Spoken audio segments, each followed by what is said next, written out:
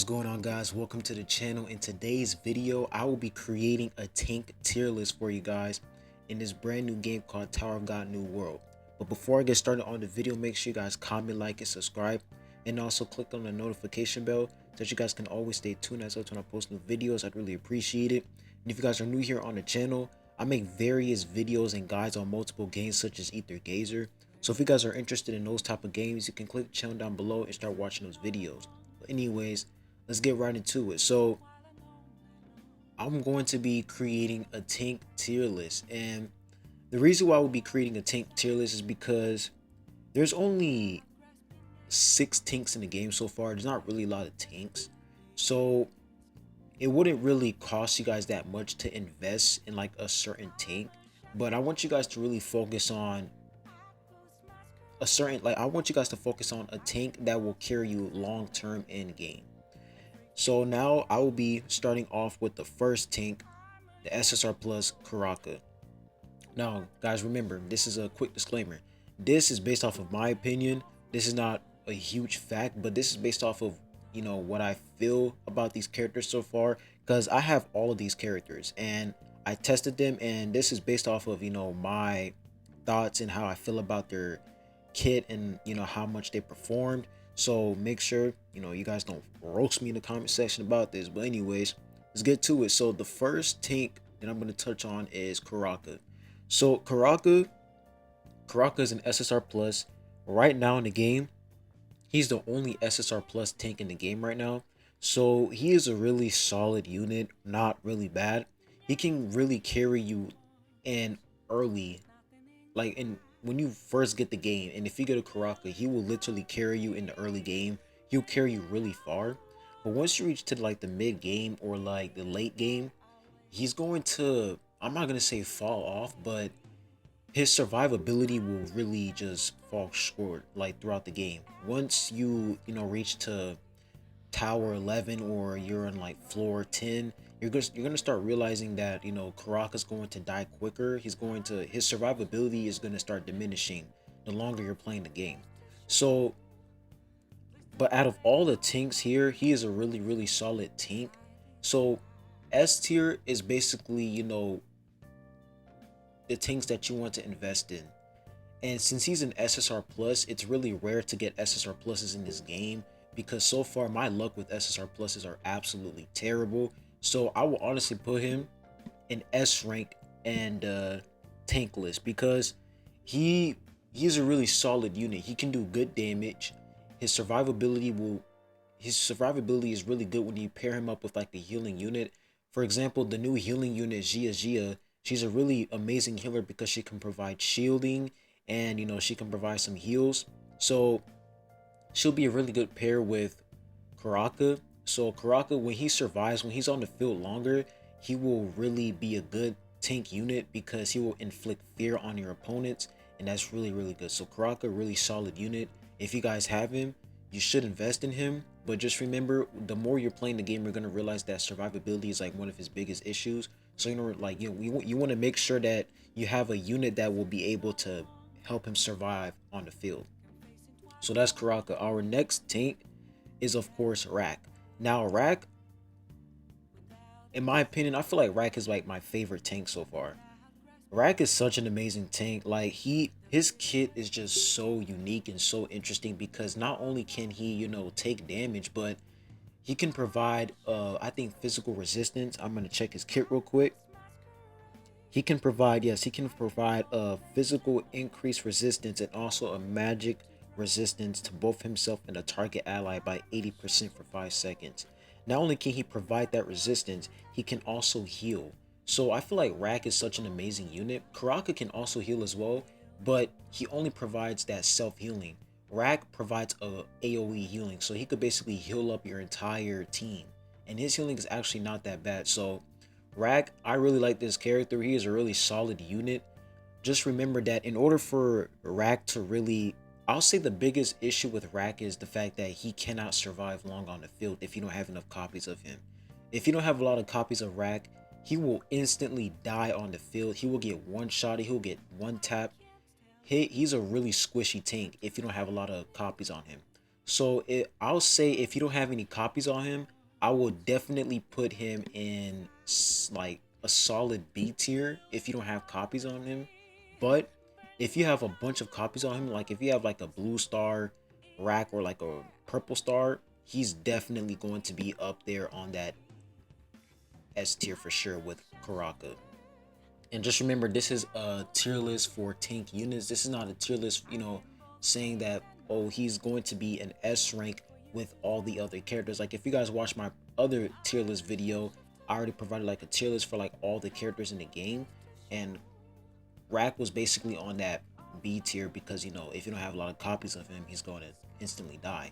But when he has a lot of copies, he's definitely going to carry you long term. So he's definitely S tier when he has a lot of copies. But when he doesn't have a lot of copies, he's 100% B tier because he just dies instantly without that, with all those copies and all those buffs. So definitely a really good unit. You got like really good unit you guys should invest in. Honestly, I will put him down in the A tier. I feel like the A tier is the safest spot for him because he's in between. You have a lot of copies of him, really good unit. You don't have a lot of copies of him, really squishy unit. So I'm gonna put him in between in that A tier. Now for the next tank we have is going to be Ghost. Now Ghost is basically this guy right here. So I haven't really used this character a lot, but if you're going up against him in story mode in PvP, not PvP but PvE, he is really annoying to go against because he does so much damage and he's a really tanky unit. But if you're a PvP player, if you're playing in PvP, you're gonna realize that you literally never see this unit in PvP at all. He's a really bad tank because his kit just doesn't make any sense. Like his job, he's supposed to be a tank. Like Karaka, for example, Karaka can do good damage and also he can inflict fear. But for this guy, his kit is just, he recovers HP and at the same time, he'll do damage. He'll basically increase his magical resistance by 80% for 8 seconds and deal 200% of his attack as damage to 3 nearby enemies every second. And for his second act, the Shinsu explosion, he causes an explosion by stabbing the ground with a spear imbued with Shinsu, provoking nearby enemies for 7 seconds and dealing 400% of his attack as damage. So his kit is more like he just does damage. That's all he has. He just does damage and that's it. So he's really easy to kill in PvE. Like if you're playing tower, he's not really easy to kill, but like if you're using him, then he's really not going to provide so much value on your team because all he's doing is just doing damage and that's basically it. You have other units that can do more damage such as Waroon, Hats. Like using him as like a DPS unit is just bad.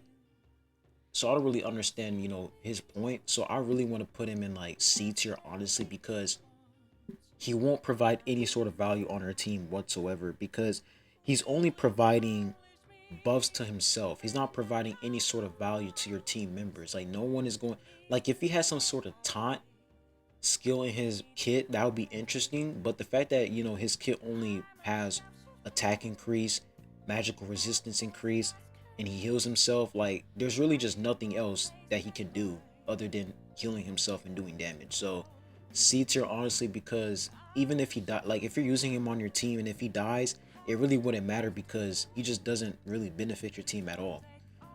So yeah, that guy's literally C tier.